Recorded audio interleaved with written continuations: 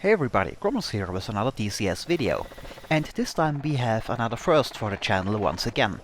We had a few of those lately, the first DCS video, first modern planes on the channel, and so forth. And today we got the first helicopter on the channel, the Ka-50 Black Shark single-seater deck helicopter, and one of the coolest looking helicopters ever produced in my opinion. One of the three helicopters you can currently get in DCS, the other two being the UH-1 UE and the Mi-8. Now, it really has been some time that I last flew a helicopter in a game. As a matter of fact, the last time was, somewhat ironically maybe, a game called Apache Air Assault by Gaijin Entertainment, and that was quite a few years ago. And helicopters and the differences in flight of rotorcraft in comparison to fixed-wing aircraft is of course a very interesting topic. So it's nice to have an opportunity to extend the channel in this direction as well. I picked up the Ka-50 as first helicopter, as with its coaxial rotor setup and computer control it's pretty easy to fly and works well together with my current not so sophisticated setup. But I will take a look at the UH-1 and the Mi-8 in the future as well, of course, and I'm especially interested in the upcoming light helicopters, the Gazelle and the Bo 105, both very lightweight designs that should be a lot more maneuverable and lots of fun to fly. Well then, let's have a quick overview of the Ka-50 as well as some specialties of helicopter flights before we take a look at the mission in the Ka-50. Now, since this is the first time I have a helicopter on the channel, I figured I'd give a quick basic overview of helicopter controls and how they differ from fixed-wing aircraft controls, while we look at some training flights in the Ka-50. And because it might come up, yes, it seems street lamps don't have a collision model. Now, in a helicopter you have three sets of primary flight controls. The stick in the middle, called cyclic stick, controls your aircraft's pitch and roll. The pedals control yaw, as they would in an airplane, but they do it in a very different way. And to the left of the pilot there's the collective lever for increasing and decreasing lift and going up and down. Now, in a fixed-wing airplane, pitch and roll is controlled by the elevator and ailerons respectively, and yaw by the rudder. On a helicopter, where your lift is created by spinning rotor blades, which are airfoils like a wing, creating lift as they move through the air, things work a little different. The amount of lift the rotor blade creates is determined within limits by how fast air flows over them, as well as the pitch angle of the blade, their angle of attack, the angle at which they move through the air. At the higher it is, the more lift they create. That gives the helicopter a rotor disc made up of spinning rotor blades which create lift. Now, in order to increase and decrease lift and go up or descend, you move the collective lever up and down, which changes the angle of attack of all the rotor blades collectively, which is why it is called collective lever. If you pull the lever up, the angle of attack increases and the rotor disc creates more lift, making you go up. However, this also increases the drag of the rotor blades, making it harder to spin the rotor, so the throttle has to be increased at the same time. In pretty much all modern helicopters, the collective handle is automatically also controlling the throttle, so it will increase power as you pull up the lever to keep your rotor RPM up. As decreased RPM of course decreases the lift again, so that's how you go up and down. What about pitch and roll? Now, that is controlled by the cyclic stick, which also controls the pitch of the main rotor blades. However, not collectively all at the same time, but within a certain area of the rotor disc. For example, if you want to roll to the left or just fly sideways to the left a bit, you push the stick to the left, and the rotor blade's pitch angle on the left side of the rotor disc will decrease a bit, while the angle of those on the right side will increase a bit, so they create a bit more lift. So you have more lift on the right side of the helicopter than on the left, tilting the rotor disc in that direction, letting you roll in that direction or just fly sideways in that direction. And since the rotor, when tilted, also creates thrust, you can move in that direction. Now, as for pedal and yaw control, the pedal in most helicopters control the pitch of the anti-torque tail rotor. The main rotor of a helicopter creates a lot of torque, which needs to be countered by the tail rotor, or the helicopter would just spin in circles. With the pedals, you increase or decrease the pitch angle and therefore thrust of the tail rotor, making the helicopter yaw in one direction or another. Now, since the amount of torque of the main rotor depends on its blade's angle of attack, the torque changes constantly as you adjust your collective. That is one of the things that makes flying a helicopter challenging, since every adjustment on the collective needs to be also countered by adjusting the tail rotor with the pedals to keep the balance between torque and anti-torque from the tail rotor. On the Ka-50 that's obviously working a bit different. Now, the Ka-50 is, as mentioned, a single-seat attack helicopter, and I think, as can easily be seen, differs quite a bit from other typical attack helicopter designs in a few ways. Most notably, the Ka-50 has a coaxial rotor, two counter-rotating rotor discs above each other, which is more complicated but has a few advantages. The advantage of a system like this is that it does not require an anti-torque tail rotor. On coaxial or tandem rotor designs, the two counter-rotating rotors counter each other's torque. For yaw control, the pitch angle of one rotor disc gets reduced a bit and that of the other one increased, keeping overall lift at the same level but giving one disc more torque than the other, making the helicopter yaw in one direction or another. That makes the helicopter a lot easier to fly, as changing the collective does not require any additional adjustment to the pedals and its yaw control. The main rotor keeps balancing each other out.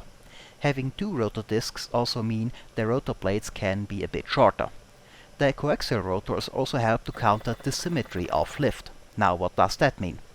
Well, as mentioned, the rotor blade is basically a wing, and the amount of lift it creates is determined by the angle of attack of the airfoil and how fast it moves through the air. Now, the speed of the airflow on a helicopter's rotor blade is provided by the blade spinning. Here's one problem though: what if the helicopter starts moving forward?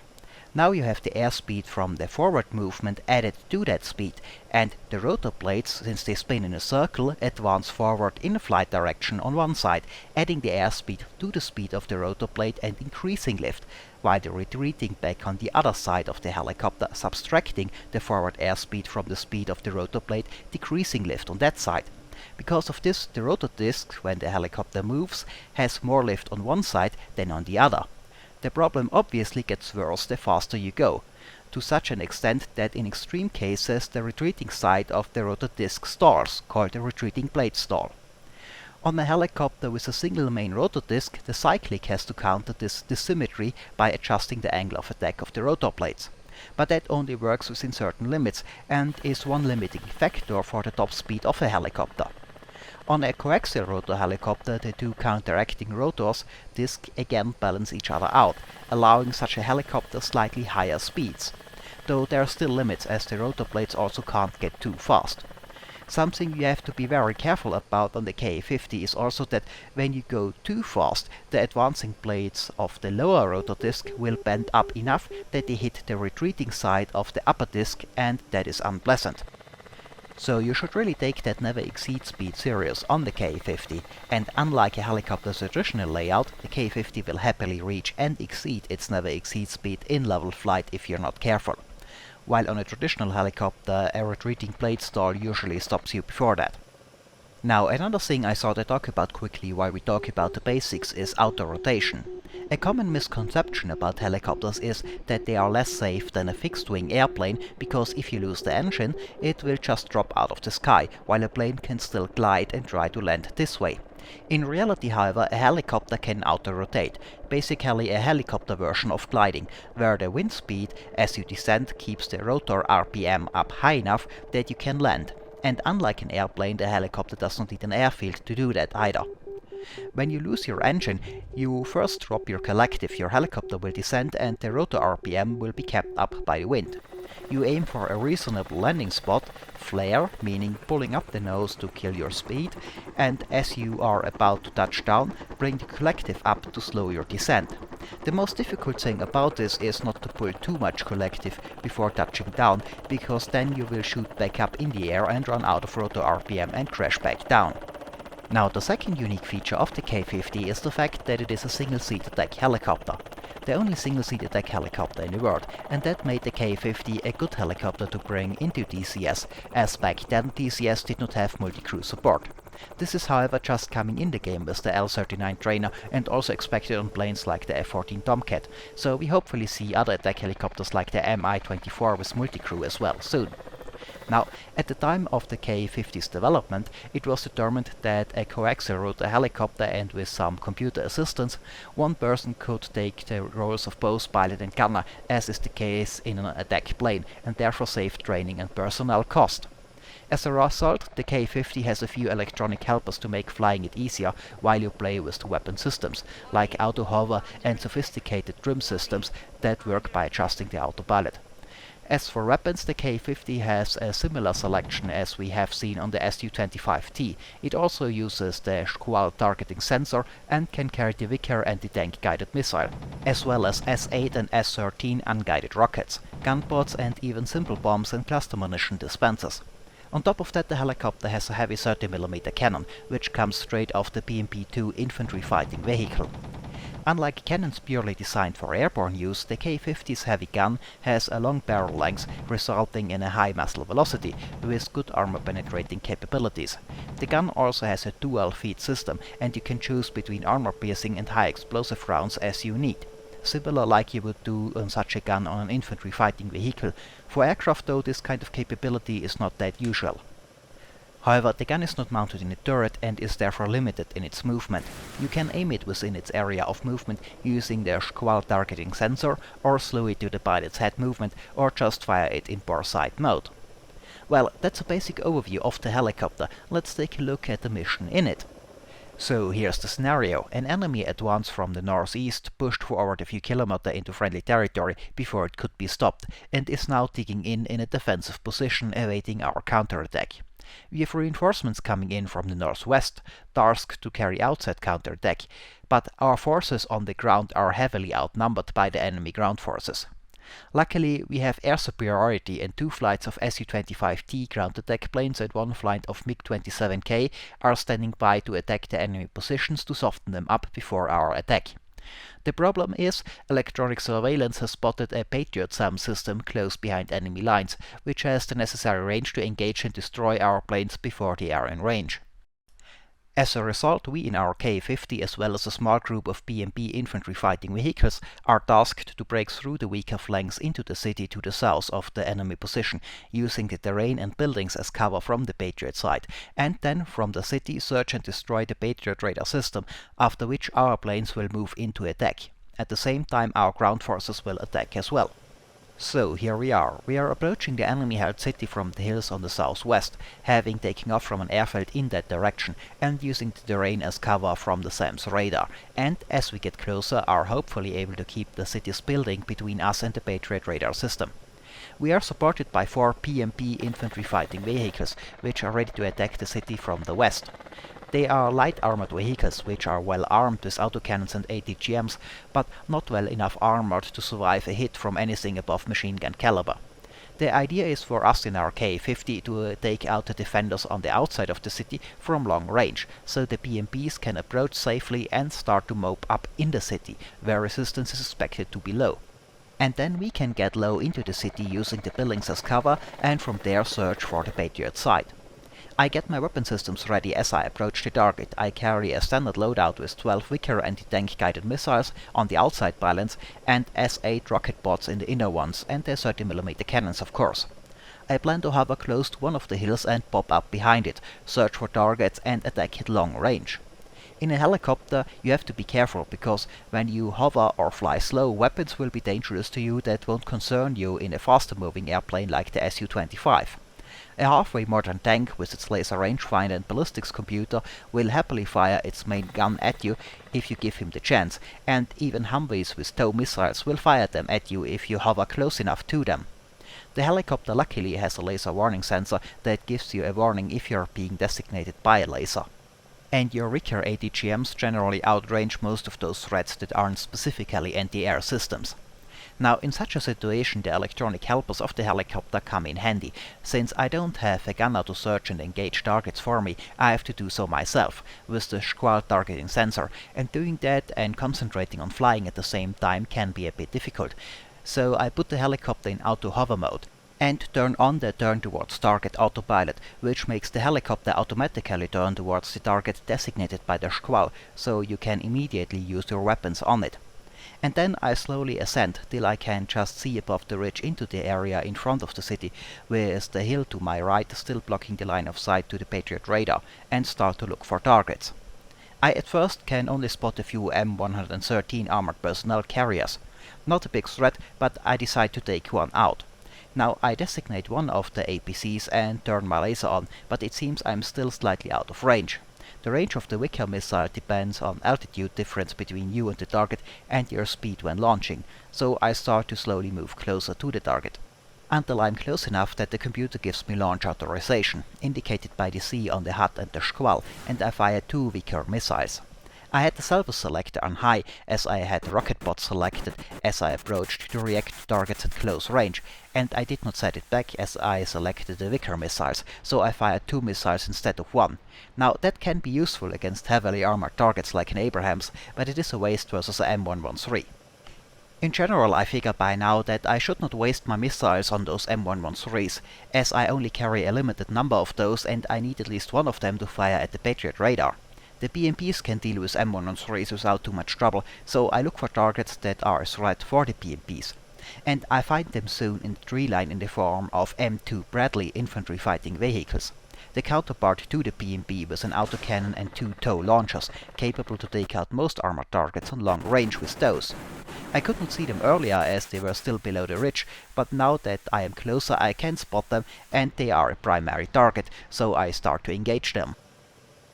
I do also keep an eye on where they point their turrets on my squall, because, as I have said earlier, if you are too close to them and they spot you hovering, they will use those tow missiles on you. But it seems I'm still out of their range and they have not seen me yet. They change position, but don't know where the fire is coming from. Now I am flying a bit higher by now to be able to see over the ridgeline towards the targets, but from the point of view of the enemy forces in front of the city, I'm still just slightly over the ridgeline and hard to see from their position, and the hill to my right is blocking the line of sight towards the area where the Patriot radar is supposed to be and therefore keeps me from being spotted by that. After taking out 2 of the Bradleys though, I lose sight on the other 2 and I can't see them behind the trees anymore, at least for the moment, nor can I see any other of the units in front of the city at this point. I keep searching around with my scroll for other targets, and I can spot a few more targets a bit further back. They are part of the main defensive line, and I don't have to concern myself with them, as the Su-25s and MiG-27s are supposed to take them out when I deal with the Patriot. One of them seems to be a Vulcan air defense unit, but it is over 10 kilometers away from my current position, so not within my range or the other way around. So, since I have trouble spotting more targets right in front of the city, which I need to clear, I start to move a bit closer. In order to get a better view of the area in front of the city, I approach another ridge line a bit closer to the city and start to pop up behind this one, and from here it turns out I can see the tree line which the Bradleys used as cover quite well. From here I can spot the 2 other Bradleys again, so I put the helicopter in auto hover mode again and start to engage them. Now, while I'm focused on the squall and attacking the target, I forget to keep a close eye on my variometer, and I'm ascending a bit, gaining altitude, which worries me quite a bit when I notice it, as I am now high enough for the Patriot to spot me, I assume, so I start to descend again, lose altitude. Here you have to be careful though, you can't descend straight down too fast. That is a typical beginner's mistake. Pop up behind the hill in hover mode, fire and then slam the collective down to descend back behind cover as fast as possible. If you do that, your helicopter will descend into its own rotor downwash, which makes them lose lift. This is then called vortex ring state. Without lift you just fall straight out of the air if you can't push out of the vortex ring to the side. Something to keep in mind. If you are in a hover and you descend, you have to do it somewhat slowly. If you want to descend quickly, you need some forward airspeed as well to keep from descending into your own rotor downwash. Now, after taking out the Bradleys, I can spot another group of 2 vehicles. One appears to be a Vulcan air defense unit, and the other one is a Humvee with a tow launcher on it. Now, the tow is a great threat to my PMPs, so I take it out, while keeping an eye on the Vulcan, which apparently has not spotted me yet. I can take the Humvee out, and since this was the last unit I can see in front of the city that is a big threat to my PMP, I call them in to mop up lighter units and enter the city. Now, I've used quite a few of my Wika anti-tank missiles by now, and I want to conserve them, as I don't know if I might need more than one to take out the Patriot side. So, with my PMPs moving in, I close the distance to the targets as well, and I start to attack the Vulcan on the way with my 30mm cannon instead of the missiles, staying low enough to hide behind the ridgeline should it start to fire back. The BMPs are now also in range and fire on the Vulcan, and the Vulcan is soon taken out in the crossfire. Now, with the Vulcan taken out, I keep moving in, and there's only one more enemy unit I can spot here in front of the city, all the way in the rear, but I just can't identify it. It looks like some sort of truck with something mounted on top of it, but I don't know what it is. It doesn't look very dangerous though, so I just engage it with my cannon as I close in. Then, however, the not so dangerous looking vehicle suddenly decides to fire a SAM at me. And now I can finally identify it. It's a Chaparral, an air defense unit with 4 ground-based Sidewinder missiles on it. So I drop my collective and duck down, and the missile misses. Luckily I was fast enough to descend quickly. Now I decide to engage the enemy unit with a bit more enthusiasm, and since my cannon isn't working out, I switch back to my Vickers anti-tank missiles. I select the missiles and get the Bipper on the target. The Vickers needs to point straight at the target to be fired, as it needs to be in line with the laser. And then I fire the Vickers at the Chaparral while closing in. I hope those ground-based Sidewinders have a minimum engagement range I can get below by getting closer. My Vickers hits and takes the Chaparral out. Now with this unit destroyed, it seems the immediate area is clear and I can wait for the PMPs to catch up to enter the city. The area seems clear for now and I look around for the PMPs. I can't see them, but I can see their tracers firing at something, and then I take a hit, which takes out my avionics among some other things. As it turns out, one of the Vulcans that I saw in the main defensive line earlier, which was out of range back then, is not out of range anymore, and I forgot about it, and it started firing at my helicopter, hitting it with 20mm Gatling gun. With my helicopter being damaged, I need to get out of here, so I turn around to get some distance. I get my nose turned around and start to advance back in the direction I came from. After getting some distance and taking a look at the damage, it turns out my avionics are down, targeting system, autopilots and the trimmer system that is connected to it, and so on, and the helicopter flies a bit wonky. Also, remember the big spike the helicopter used to have on its nose that isn't there anymore?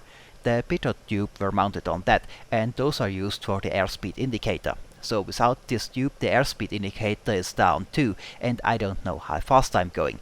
So I have to be careful as the Ka-50 does not react well to being too fast. I set a course for the airfield I came from and start to slowly move back towards it to land my damaged helicopter there.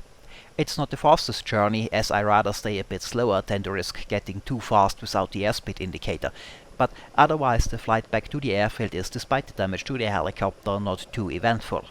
Now, having reached the airfield though and getting ready to land, I find out about another bit of good news. The landing gear won't come out either. Luckily for a helicopter this is not as big of a deal as it would be for an airplane. I just have to land with the gear up. As I approach, I decide to land next to a fire engine. Seemed like a good idea at the time in case there's a fire, and set the helicopter down with the gear up and start to shut it down afterwards. Now, the landing was in my estimation successful enough considering the circumstances. The mission, however, I think as goes without saying, was not. I did not take out the Patriot radar system. For the sake of completion though, I figure I show you quickly how it would have continued on in the second part of the mission after clearing the city's defenders. Now, in my second playthrough of the mission, after taking out the city's defenses again, this time taking extra care to take out any anti-air that is close enough to be able to fire at the city entrance as well, I as well as the BMPs entered the city. I scout ahead a bit and I ran into some resistance, just 2 APCs at first it looks like, and I start to engage them with my cannon and take the 2 out. I do however take a hit or 2 from another enemy unit a bit further behind, so I break off and let the BMPs clear it out, which is the reason I brought them in the first place, to take care of the close quarters fighting in the city, but I was a bit impatient. I can't climb above the threat, as I need to stay low to use the city's buildings as cover from the Patriot's radar. But the BMPs quickly clear out the last remaining enemy units in the city, and I fly towards the north side of it to look for the enemy radar site, and eventually can locate it and attack the Patriot's radar unit and take it out with a Vickers anti-tank missile. And then, as my helicopter has taken some damage again, land it again and let the Air Force take over. The friendly planes that come in shortly after, Su-25Ts and MiG-27 ground attack aircraft, do a great job at taking out the enemy defenses, to such an extent that when I start advancing in that direction with my PMPs, there is nothing left of the enemy forces and I can just roll up to the objective. The counterattack is a success and the mission is successful. Well, that was some Ka-50 action. I hope I could show you some of the helicopter's capabilities and a few things to consider when flying a helicopter. It's nice to fly one for a change, and I hope we will see more of them in DCS soon. I especially look forward to the lighter scout helicopters, like the Gazelle or the Bo 105. With those in combination with the UE gunships, one can build great co-op missions, I'm sure. Well, and this is it for this video. As always, I hope it was entertaining, thanks for watching, and maybe I'll see you next time.